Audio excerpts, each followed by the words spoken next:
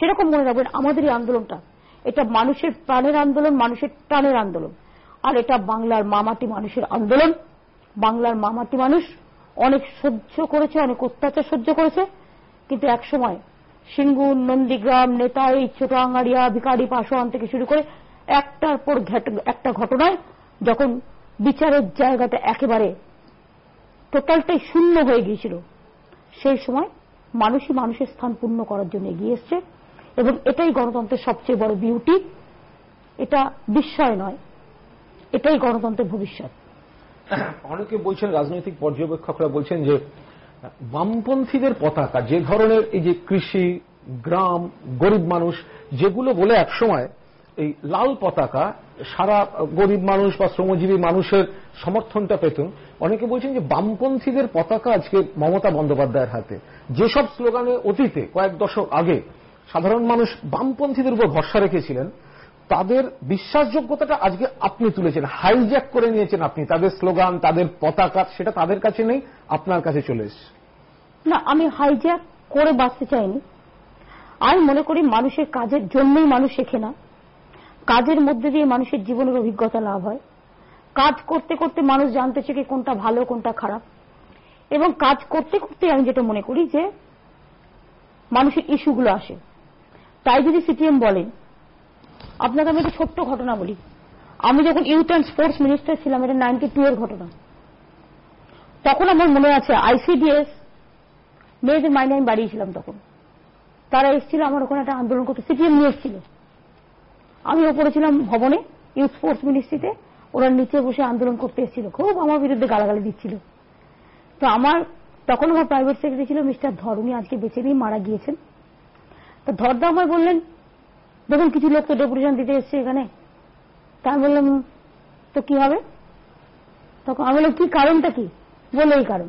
তা আমি বললাম ওদের ডিমান্ডটা তো জেনুইন। তখন উনি বললেন তাহলে ওদের দুজনকে ডাকি। আমরা না ডাকার দরকার নেই, আমি নিজে যাচ্ছি।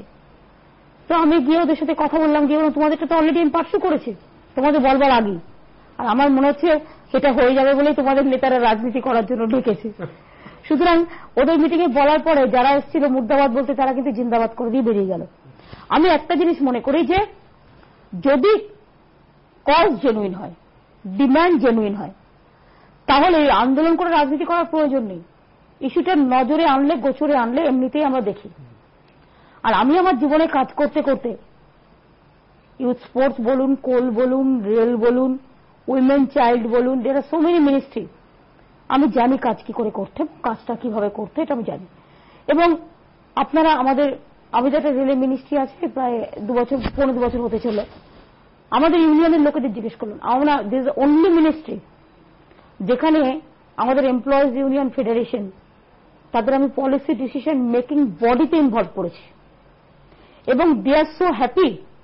আমাদের রেলওয়ে এমপ্লয়িজদের যে ইউনিয়ন যারা করেন বা এমপ্লয়িজ যারা আছেন, অফিসার থেকে শুরু করে এমপ্লয়িজ, যে কাজ আমি ওদের করে দিয়েছি, আপনারা ইন্ডিভিজুয়াল ডেকে কথা বলুন। এরা ভাবতেও পারে না, সিপিএম এর লোকেরা আসলে নিজেরা কাজটাই জানে না। আমার কথা হচ্ছে 35 বছর তোমরা ক্ষমতায় আছো, তুমি যদি আজও বলো ওটা করতে পারিনি, ঠিক আছে আসলে করব, এটা হয়নি আমি দুঃখিত, আবার করব, শিল্পটা করতে পারলাম না, সরি, আবার করব, সংখ্যালঘুদেরটা করতে পারলাম না, আবার করব, মহিলাদেরটা করতে পারলাম না, আগামী দিন করব। তুমি 35 বছর করছিলে কি? একটা গভর্নমেন্টের পারফরমেন্স বিচার হয় 5 বছর বাদে। সংবিধান এই প্রভিশনটা রেখেছে কেন? গণতান্ত্রিক সরকারের 5 বছর পর পর মূল্যায়নটা কেন? যে তুমি খারাপ কাজ করলে যাও, ভালো কাজ করলে থাকো। তার কারণ হচ্ছে সংবিধান ঠিক করে দিয়েছে। এবার আপনাদের যদি আমি বলি একটা তর্কের খাতির, ধরুন আমরা স্বাধীন হয়েছি 1947 সালে। 47 সাল থেকে যদি 1971 যান, কতদিন হলো? 47 আর 4 51, 61, 71, ক বছর? 24 বছর। 24 বছরের মধ্যে যে ইন্ডিয়া একটা আলপিন উৎপাদন করতে পারত না, একটা দেশ স্বাধীন হওয়ার পর সেই ভারত সরকার চাঁদে পর্যন্ত লোক পাঠালো। আমরা তখন স্টুডেন্ট ছিলাম, খুবই ছোট ছিলাম, কিন্তু আমার মনে আছে যখন চাঁদে লোক পাঠালো, ইন্দিরা গান্ধী জিজ্ঞেস করেছিলেন, আমার ছোট্ট স্মৃতিটা আমার মনে আছে, মহাকাশে যে আসমান সে কেসে লাগ রা হ্যায়, তখন ওরা উত্তর দিয়েছিল সারে জাহা সে আচ্ছা। সুতরাং 24 বছরে দেশ চাঁদে লোক পাঠাতে পারে, আর 35 বছর হয়ে গেছে তুমি এখনো সেই থোর বড়ি খাড়া আর খাড়া বড়ি থোর, পুরনো বোতলে নতুন মদ নিয়ে এসে প্রতিবার তুমি যদি বলো যে হয়নি আবার করব, আবার আবার করার কতদিন চলবে? এবার বলতে হবে আবার আবার নয়, এবার এবার এবার করতে হবে, এবারে ওইসব হবে না। সুতরাং এবার পরিবর্তন।